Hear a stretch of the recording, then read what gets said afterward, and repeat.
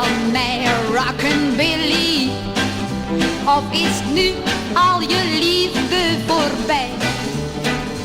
Heus, ik twijfel nou toch wel een beetje. Het is zo eenzaam op de boerderij.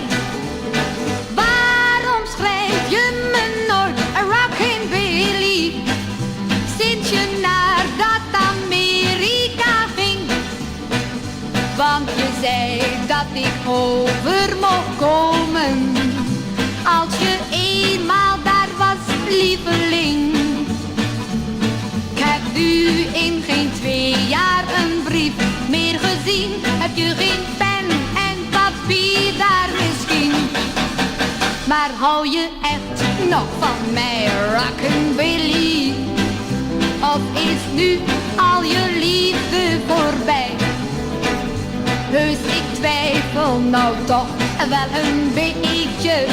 Het is zo eenzaam op de boerderij. In Amerika zou je beginnen, een fabriekje in leverpastei. Jij had daarvoor geen money, rockabilly. Dus dat leende je even van mij.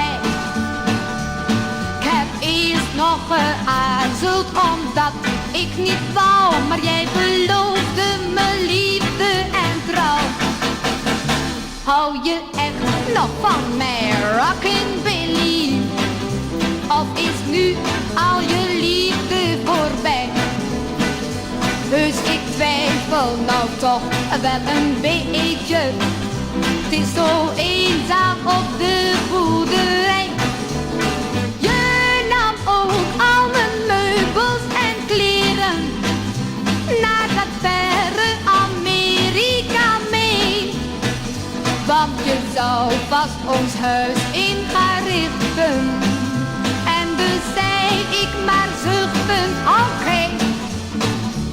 Stuur me alsjeblieft weer mijn mooie matras, want daarin zit mijn geld en mijn pas.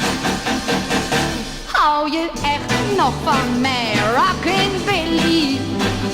Of is nu al je liefde voorbij? Dus ik twijfel nou toch wel een beetje. Het is zo eenzaam op de boerderij.